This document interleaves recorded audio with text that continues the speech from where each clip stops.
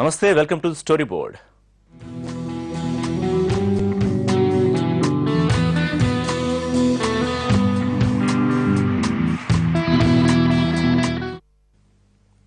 తిరుమల కనుమూసేలోగా ప్రతి హిందువు కనులారా దర్శించుకోవాల్సిన పరమ పవిత్ర ఆధ్యాత్మిక క్షేత్రం.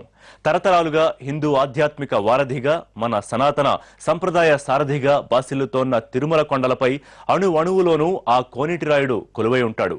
అలాంటి మహాపుణ్యక్షేత్రంలో ఓ ఘోర అపచారం జరిగింది.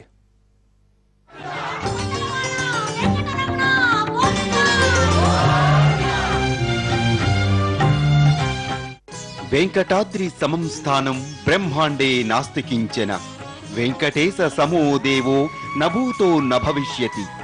ఈ ఒక్క వాక్యం చాలు తిరుమల ప్రాశస్త్యాన్ని చాటి చెప్పడానికి. అవును, తిరుమల కన్నా పవిత్రమైన పుణ్యక్షేత్రం, వెంకటేశ్వరుని కన్నా గొప్పవాడైన దేవదేవుడు ఈ బ్రహ్మాండంలోనే లేడన్నది ఆ వాక్యానికి తాత్పర్యం. వేల ఏళ్ల కిందటే ఈ భూమిపై వెలసిన ఆధ్యాత్మిక ముక్తిధామం తిరుమల.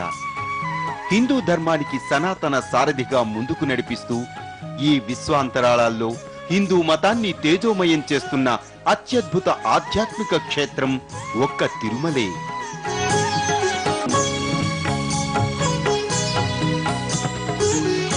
కోరిన కోర్కెలీడేర్చే దేవుడు, కొండలలో నెలకొన్న కోనేటి రాయుడు, పిలిచినంతనే పలికే భక్తవత్సలుడు, భక్తుల పాలిట కొంగు బంగారం, కలియుగ ప్రత్యక్ష దైవం తిరుమల తిరుపతి వెంకటేశ్వరుడు.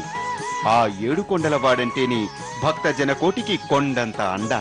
అందుకే శతాబ్దాలుగా తిరుమల అతిపెద్ద హిందూ పుణ్యక్షేత్రంగా భాసిల్లుతోంది. సకల జనులను నిత్యం కాపాడే గోవిందుని సన్నిధానం అనంత ప్రాణశక్తిని అందించే నిలయంగా విరాజిల్లుతోంది. అందుకే ప్రపంచవ్యాప్తంగా ఉన్న భక్తజనకోటి వేల మైళ్ల దూరాన్ని దాటి 7 కొండలు ఎక్కి ఆ కోనేటి రాయుణ్ణి కన్నులారా ఒక్కసారి దర్శించుకోవడానికి తరలి వస్తుంటారు. 7 లోకాలను కాచే ఆ దేవదేవుని దివ్యమంగళ స్వరూపాన్ని కన్నులారా చూడగానే పునర్దర్శనానికి వస్తాం స్వామి అని అప్రయత్నంగానే మొక్కుకొనేంత పవిత్రత, ప్రశాంతత, ఆధ్యాత్మికత తిరుమల సొంతం. అందుకేనేమో నాటి చక్రవర్తుల నుంచి నేటి బిజినెస్ మ్యాన్లు, సామాన్యుల వరకు అందరూ శ్రీవారికి పాదదాసులే. తరతరాలుగా ప్రపంచమంతా ఇక్కడికొచ్చి మొక్కుతోంది, మొక్కులు తీర్చుకుంటోంది.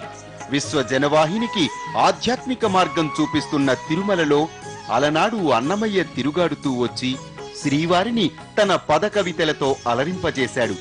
ప్రతి వేకువన సుప్రభాత సేవ నుంచి చీకటి పడ్డాక పవళింపు సేవ వరకు, స్వామివారి బాల్యం నుంచి ప్రణయగాథల వరకు అన్నింటినీ భావయుక్తంగా కీర్తించి వెంకటేశ్వరుని కరుణా కటాక్షాలు పొందాడు.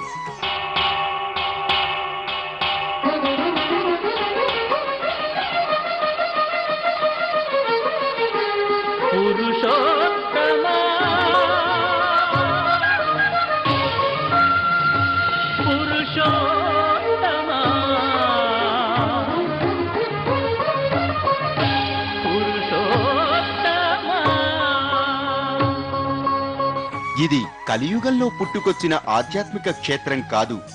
యుగ యుగాలు, తరతరాలుగా హిందూ ధర్మ పరిరక్షణ కోసం కాంతులీనుతున్న అఖండ జ్యోతి మన తిరుమల. అఖిలాండ కోటి బ్రహ్మాండ నాయకుని దివ్య సన్నిధానం, అనంత భక్తి పారవస్యానికి నిలయం. ఇంత పవిత్ర పుణ్యక్షేత్రం తిరుమల ఇప్పుడు నిర్లక్ష్యపు నీడలో పడిపోయింది. టీటీడీ నిర్లక్ష్యంతో తిరుమల కొండపై కలియుగ అన్యమయ్యలు యథేచ్ఛగా అన్యమత ప్రచారం కొనసాగిస్తున్నారు. The glorious gospel of the Lord Jesus Christ needs to be proclaimed all over the world with boldness and confidence. ఇతని పేరు మొండితోక సుధీర్. పేరులోనే మొండి ఉన్న ఈ ఘనుడు ఏకంగా తిరుమల గిరులపైనే అన్యమతాన్ని ప్రచారం చేశాడు. సాక్షాత్తు శ్రీవారి సన్నిధానానికి ముందు నిలబడి స్వామివారిని దూషించాడు.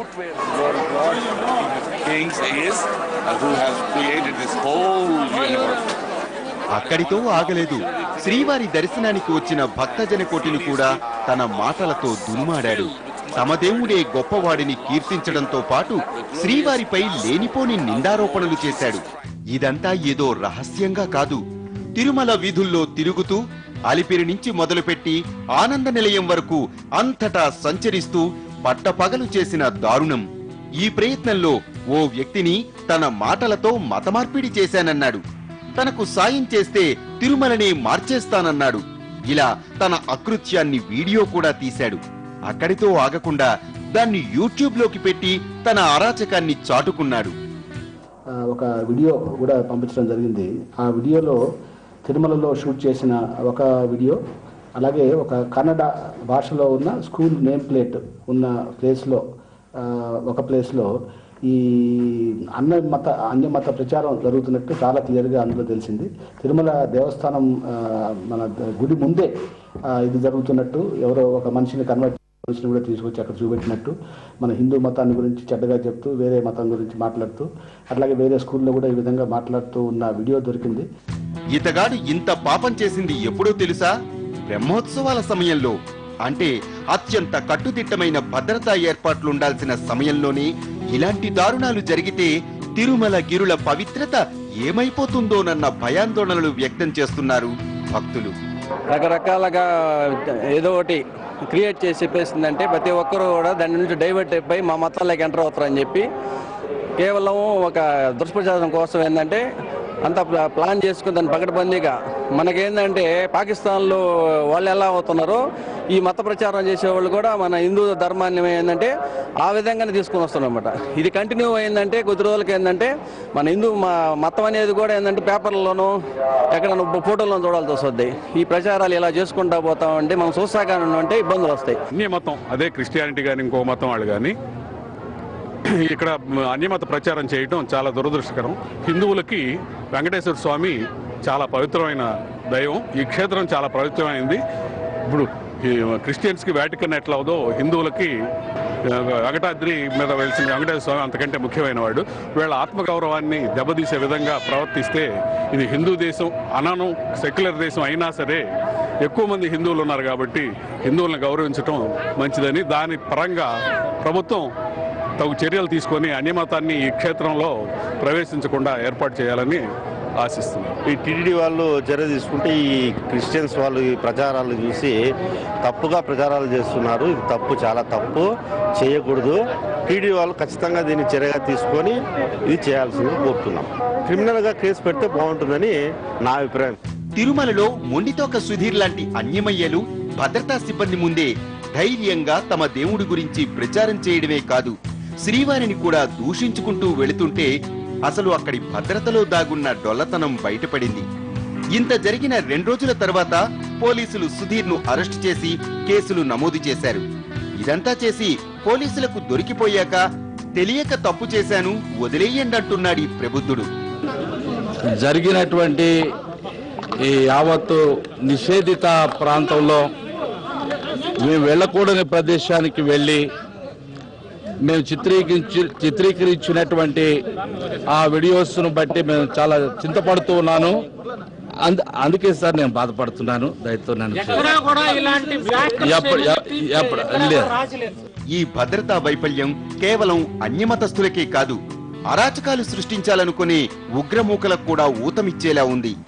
ఇప్పటికే తీవ్రవాదుల టార్గెట్ లో తిరుమల ఉందన్న వార్తలు ఎన్నోసార్లు వింటూనే ఉన్నాం. ఇలాంటి సమయంలో ఇంత నిర్లక్ష్యంగా తిరుమల భద్రతా సిబ్బంది వ్యవహరిస్తూ ఉంటే భక్తులకు రక్షణేది, ఆ దేవదేవుడికి దిక్కేది? స్టోరీ బోర్డులో షార్ట్ బ్రేక్ తీసుకుందాం.